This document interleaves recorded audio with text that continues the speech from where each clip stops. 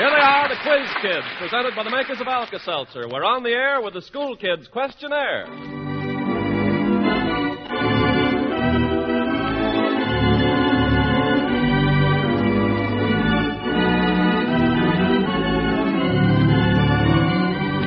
The Quiz Kids, 5 bright, lovable youngsters ready for another difficult examination in the Alka-Seltzer schoolroom of the air. The examination tonight will be conducted in exactly the same manner as all our regular Wednesday night Quiz Kid programs. And as usual, none of the children has seen or heard any of the questions in advance. I'll say we haven't. Let's get going.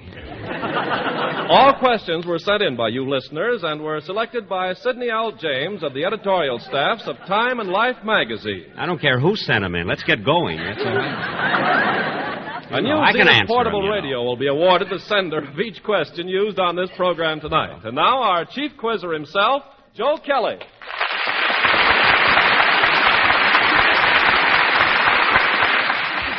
Thank you, Ken Carpenter, and good evening, ladies and gentlemen. Well, we'll proceed directly to the roll call. Richard? I'm Richard Williams. I'm 11 years old, and I'm in the 6th grade at Harrison School, East Chicago, Indiana. Jack Lucal? I'm Jack Lucal. I'm 14 years old, and I'm a freshman at the Oak Park and River Forest Township High School. Joan? I'm Joan Bishop. I'm 14 years old, and I go to the Chicago School for Adults. Claude? I'm Claude Brenner. I'm 12 years old, and I'm a sophomore at Senn High School in Chicago. Gerard? I'm Gerard Darrow. I'm 8 years old, and we go to the Bradwell School on Burnham. And Jackie? I am Jackie Benny. I am 6 years old. I didn't have a chance to go to school at all.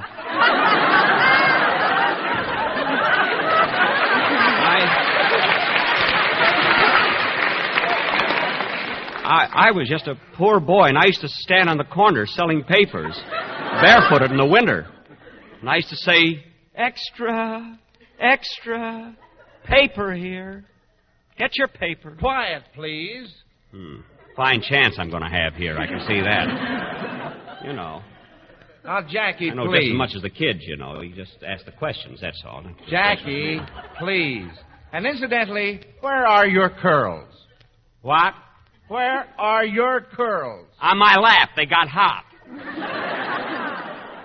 Well, while we're getting ready for our first question, just a word or two from Ken Carpenter. Here's a word of friendly advice to all you parents and older folks. Alkalize with Alka-Seltzer. Yes, the next time you eat too much or too fast or eat while under stress and strain, alkalize with Alka-Seltzer. Alka-Seltzer is just the thing to relieve the misery of acid indigestion and distress after meals. It helps to neutralize excess stomach acid, so often the immediate cause of the distress of an upset stomach. But that isn't all. You see, Alka-Seltzer is a pain reliever also. And if you have a sickish headache along with the stomach upset, Alka-Seltzer can bring you mighty comforting relief in both of these disturbances. Be wise. Take Alka-Seltzer. You'll feel better fast. You said it. Quiet, please. We will now start with the questions. All right, quiz kids. R.S. Hart of Seattle, Washington says that he was in the desert and after taking an analysis of the only water available, found that it was 100% aqua fontis. Would you drink such water? Joan? Yes, I would. Well, can you give us anything further? Well, aqua fontis is fountain water. That's right. It's really spring water, Joan. Oh, yeah, spring water, yeah. Joan. That's right, Mr. Kelly. It's spring water. Yes, I know. It says so on my card here. I know. That's where I saw it before.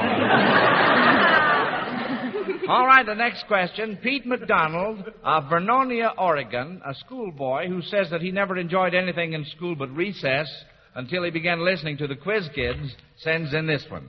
Incidentally, he adds that his grades are improving. Here it is. If you had something that contained a prothorax, a mesothorax, and a metathorax... A meso what?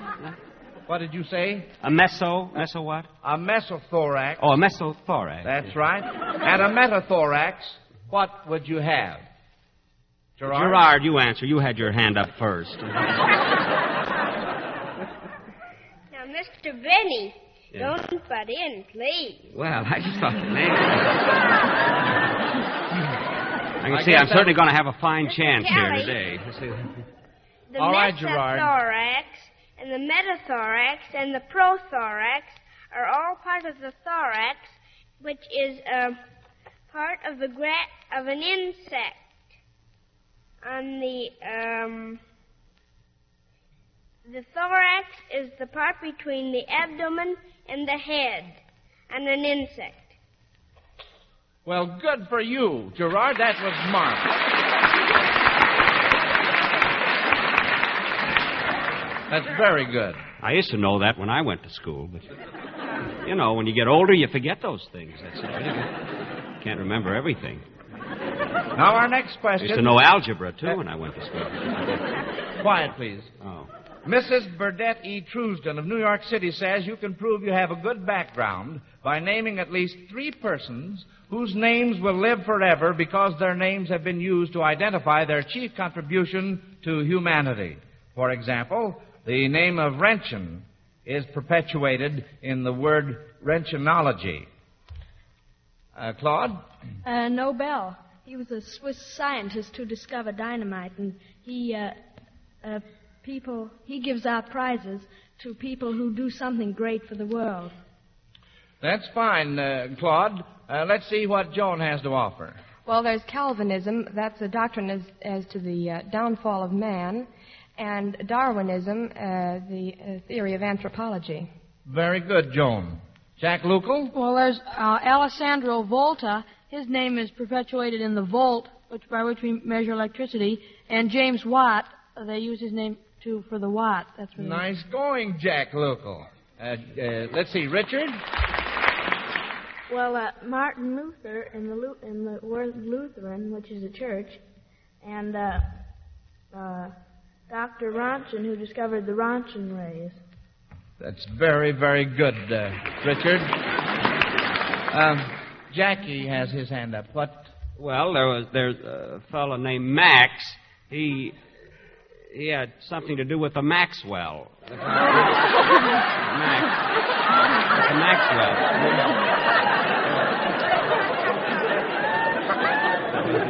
Now, wait a minute, Jackie. There's no connection there. There is, too. A fellow named Max sold me my car. There it is. Max Maxwell. Name was Max Miller. Certainly got a fine chance on this program, believe me. Should have stayed on my own Jell-O show. It's beside the point, but we'll accept it as half right. Well, about time. Claude?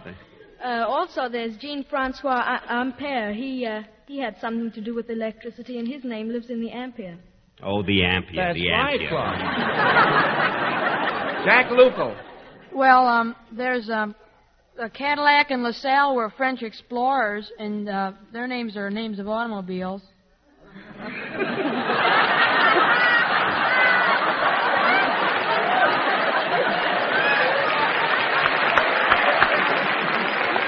Very good, Jack Lucal. I guess that will hold Jackie for a while. All right, our next question. Of course, if everybody's going to get laughs on this program, I'm going home. Gerard? Well, there's also DeSoto, who was named after and he was a Spanish explorer that found the Mississippi. That's right, Gerard. I'm glad you brought that up. Now then... What about Johnny Chev that made the Chevrolet? For heaven's sake. You're going to go into that kind of stuff, you know. Johnny Chev. What about Harry Stood? That stuff. Well, I can answer a million of them, you know. Ask me the questions, that's all. We'll all withdraw from the garage right now and get into our next question. Miss Margaret Faith of Camden, New Jersey, poses this mountain climbing and mathematics problem. A mountain climber was making his way along a mountainside ledge. Wait, pardon me. Who was it asked the question, you say? Miss Margaret Faith of Camden, New Jersey. Oh, Camden, New Yes. Jersey, I see. Important question. Let's see, where are... Oh, yeah, here I am. A mountain climber was making his way along a mountainside ledge at an altitude of 6,440 feet. While edging his way, he accidentally kicked a rock which went flying toward the bottom of the mountain at some animals who had to scurry for shelter. Ignoring the friction of the air, how long did the animals have to reach safety before the rock hit? Now, you've got to do this in your heads, kids. No pencil and paper. What is the last question again, please? How long did it take what? Well, that is the question. How long did it take? 1 minute and 43 seconds. That's wrong. Certainly got a fine chance here. Richard? 20 seconds. 20 seconds is correct.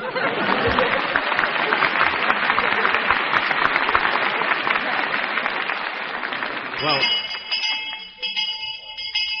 no wonder. He squared the root. I tripled it. Well, nice going, kids, and though I don't think you need it, you can rest a moment now. It's recess time. We've been telling you over and over again about Alka-Seltzer. We've told you how good it is, how convenient and economical, and how fast it can bring relief in the distress of so many common ailments. And now suppose we let Alka-Seltzer speak for itself. All right, first of all, we take 2 Alka-Seltzer tablets from the package and drop them into a glass of water. Listen. You hear that fizzing, sparkling sound? Sounds good, doesn't it? Well, it is good. It looks good, tastes good, and is so good for relief in so many common ailments. That's Alka-Seltzer, all right. The 2-in-1 remedy. 2 kinds of relief in 1 glass. First, Alka-Seltzer is a pain reliever, just what you want for relief of headache or sore aching muscles. And second, Alka-Seltzer is an alkalizer, just what you need when excess acid upsets your stomach and causes distress. Be sure to try a sparkling glass of Alka-Seltzer the next time any of these annoying ailments cause you trouble. See for yourself how good it is, how fast it can make you feel better. Ask your druggist for Alka-Seltzer.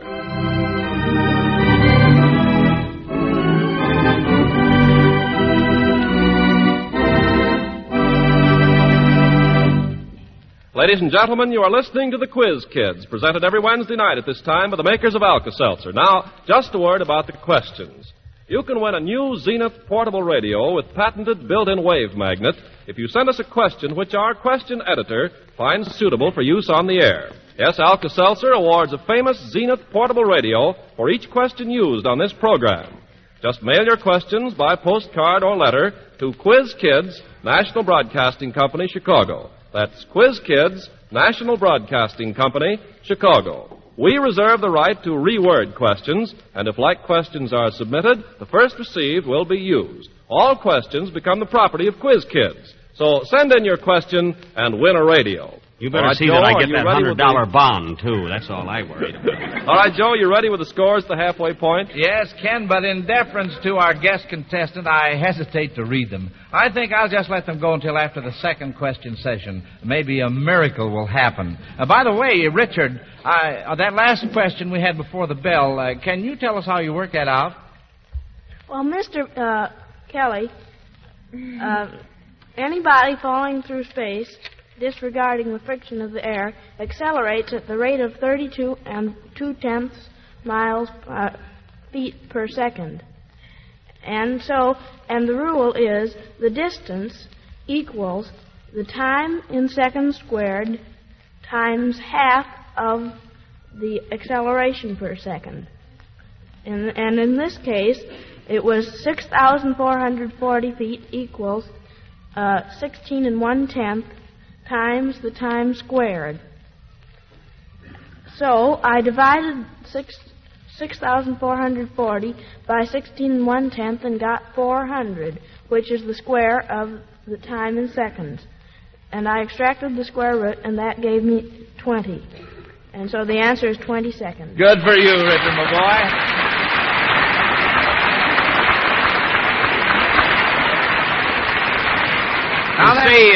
You see, where I made my mistake there, you see, I took the least common multiple there. That's where I got wrong. That's where I got the minute 43 seconds in there, you see. I sort of square-rooted it there in the thing. Yes, that's what I say. Yeah. Well, let's get along here now. Here's a question from Mrs. Daniel Stormont of Evanston, Illinois. 5,280 feet is 1 mile. What? What did you say? 5,280 feet is 1 mile. Well, nobody asked that one. Well, if they do, I'm ready. Watch out. right, we'll continue.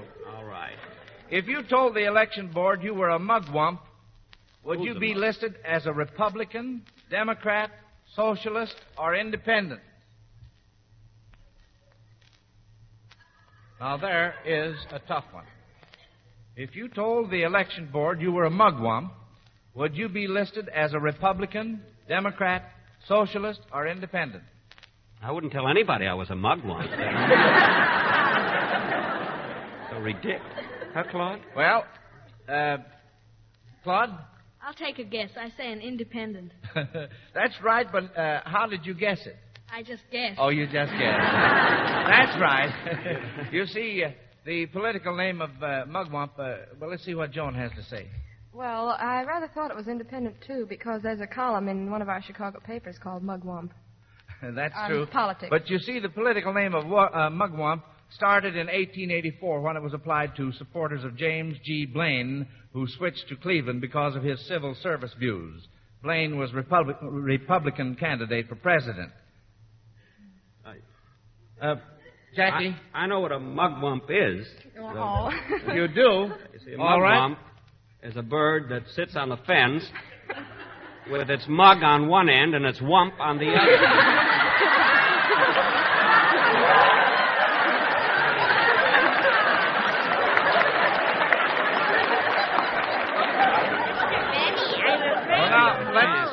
Have a little more discipline, please. Well, Getting back to the political situation, Jackie Benny, who was president of the United States in 1901? Grover Cleveland. That's wrong. Well, I ought to know. I voted for him. It was Grover Cleveland. You're wrong. It was William McKinley. Just wish I had a history book, brother, that's all. I've got one. Well, give it to me. I got a low chair here. Grover Cleveland, that's who it was. Let's continue with the next question. Pauline Salzman of Grand Rapids, Michigan, found these ads in the paper. Cleveland, you know, I know Grover Cleveland. Because... Quiet, please. I'd like to present this question. Pauline Salzman of Grand Rapids, Michigan, found these ads in the paper. She would like you to tell her just what is advertised. Here's the first item. For rent, colonial estate near Charlottesville, Virginia, designed by owner. Adjoining buildings make estate virtually a community. Right owner, T.J., Charlottesville, Virginia. Jackie Benny, you're holding your hand up. I'm waving at some friends in the audience. I can have friends in the audience, can't I? Hello, Mamie. Well, let's complete this question. Richard? Monticello. Monticello, the home of... Thomas Jefferson. That's right, That's Richard. right. Good for you. Here's the next item. For sale. Friends in the audience, you know. What the devil? I mean, I didn't know you're superior. Quiet, please. Here's the second part of this question. For sale, sacrifice, $10 million marble building in the land of Veda. Stands on 313-foot square marble terrace, absolutely unique as architect's eyes poked out after construction completed. Claude? That's the Taj Mahal. The Taj Mahal in India. Good for you. And it took 22,000 men 22 years to build it. And I'm right about Grover Cleveland, too. Only about Grover Cleveland, you know. Now, we'll continue. Frank O. Estes of Towson, Maryland, sends in this one. Last week, his wife went shopping to get her girlfriend's gifts. She bought Sue a green umbrella for $2.95. Ellen a blue scarf for $2.50. Joanne a brown leather pocketbook for $2.99. And Priscilla a yellow sports skirt for $3. What was the color of the scarf for Ellen? Joan? Blue. Blue is right. Good for you. 1901 was Grover Cleveland, too. I know because I won a pair of cloth-top shoes on the election. Remember that. We'll forget about Grover Cleveland. I won't forget about it. Well, this next question here... Burns me up, you know. You come over here... Quiet, please. Best you can. Tommy Haycomb. Tommy Haycomb. Jackie. About Tommy Haycomb. I'm reading a name. All right. Read the name. All right. Quiet. Connie Haycomb. I'm not getting paid for this, you know. I just came over. I'm a guest. That's what burns me up, you know. Connie Haycomb. Listen, Jackie. Yes. I'm beginning to think that you're getting into what little hair I've got left. Well, I can always tell you where to get a toupee. You know. Quiet.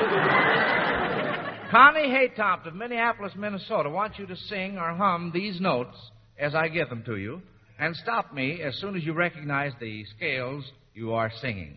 All right, here's the first one. C. Oh. That was Joan. All right, Joan. D. Oh. E flat. Oh. F. Oh. G. Oh. A flat. Oh.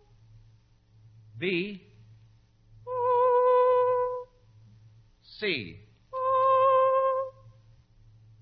Do you recognize the scale? That's the harmonic minor. That's very good. All right. Here's if the I next had my one. violin here, I'd have got me. Here's the next one. C. Oh. C sharp. Oh. D. Oh. D sharp. Oh. E. Oh. F. Oh. I'll tell you what we're going to do. We've got some other hands up. I'm going to give this one to Claude. That's a chromatic. Chromatic is correct. Good for you, Claude. And here is the last one. C. Oh. D. Oh. E flat. Oh. F. Oh. G. Oh. A. Oh. B. Oh. C. Oh. B flat. Richard? That's the melodic. Melodic is good. Good for you, kids. One of the silliest questions I've ever heard. Ask me something once in a while. Now, quiz kids, you'll need Waving mythology. my hand all the time. Nobody even calls on you. You're standing like a big dope. You'll need mythology as well as ornithology to answer this one. Ethel Baker of St. Louis, Missouri, wants to know why peacock Is that feathers... Paul Baker's sister, Ethel? That isn't Paul Baker's sister, is it? When you want to talk, Jackie, will you please hold up your hand? Because I know an Ethel Baker, you know. I that was see. Paul Baker's sister. Well, remember to hold up your hand when you want to say something. All right, I'll hold up my hand. For heaven's sake, you sit there. What are you, the boss or something? Quiet, please. Last time I'll come on this show. You're telling us.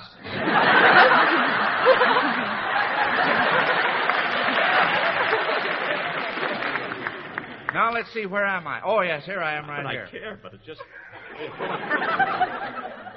Ethel Baker of St. Louis, Missouri wants to know why peacock feathers are spotted. Gerard? The peacock has eyes in his tail feathers because of a mere myth. You see, when a long time ago, when Jupiter married Juno, after a few years, he became jealous of her, and he turned her into a calf. And he sent Argus to watch her. But Juno turned herself right back into her regular form, and Argus was the one that had 100 eyes in his head. And Juno killed Argus and put the eyes in the peacock's tail. Well, thank you very much, Gerard. That was a very fine description.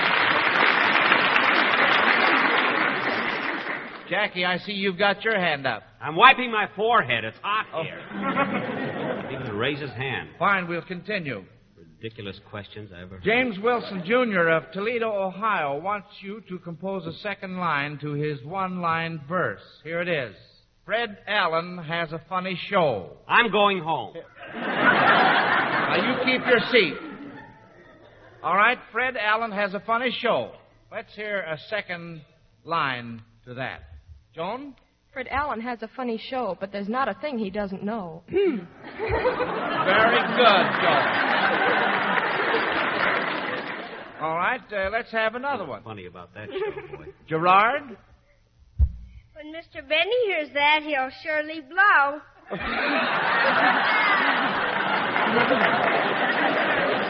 All right, Jackie, what have you got to offer?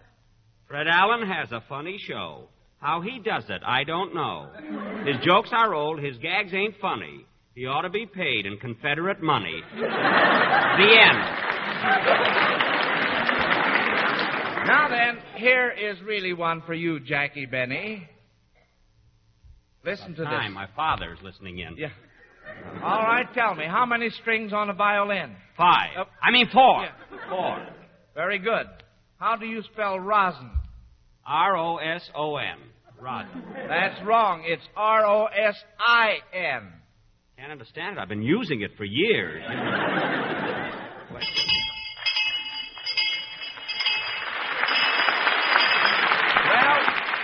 there's the bell, kids. I'll have your scores in just a moment. If you had your vitamins today, well, here's the answer to your daily vitamin A and D problem. Take one-a-day brand vitamin A and D tablets, now offered and guaranteed by the makers of Alka-Seltzer. Each one-a-day tablet is equal in vitamin A and D content to 2 whole teaspoonfuls of cod liver oil, meeting minimum United States pharmacopoeia standards. One a day is all you take, one a day is all you need, and a penny a day is all it costs. Listen to these low prices. 30 tablets, 35 cents, 90 tablets, only 85 cents, and 180 tablets, only $1.50. One a day is all you take, and 1 penny a day is all it costs. Remember, one-a-day brand vitamin A and D tablets have been developed and are guaranteed by the makers of Alka-Seltzer, tested and approved by Good Housekeeping Bureau, and commended by Consumer Service Bureau of Parents Magazine. Every member of your family should take one-a-day tablets every day. Ask your druggist for one-a-day tablets. That's the name, one-a-day brand. Look for the big 1 on the package. Just when I got rolling, the show had to be over.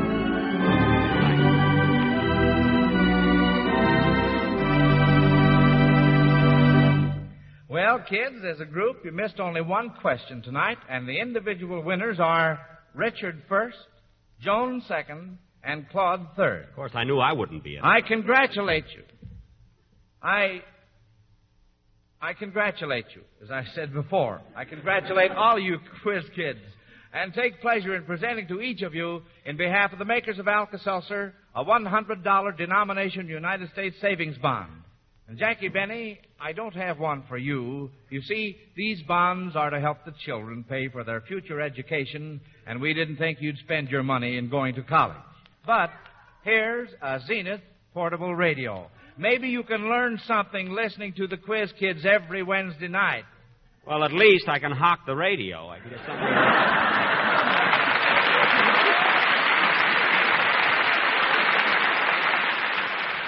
Friends, we'll be back in Chicago next week, and we'll resume competition with only the 3 highest scorers remaining for the succeeding examination. The 3 winners on our last competitive program were Claude, Richard, and Jack. Completing the board will be Gerard and Joan, the same children on the program tonight. Meanwhile, this is Joe Kelly dismissing the Quiz Kids class until next Wednesday at this same time. Good night, kids. Come on, Good night, ask some Mr. more Kelly. questions. Let's get going here. Come on.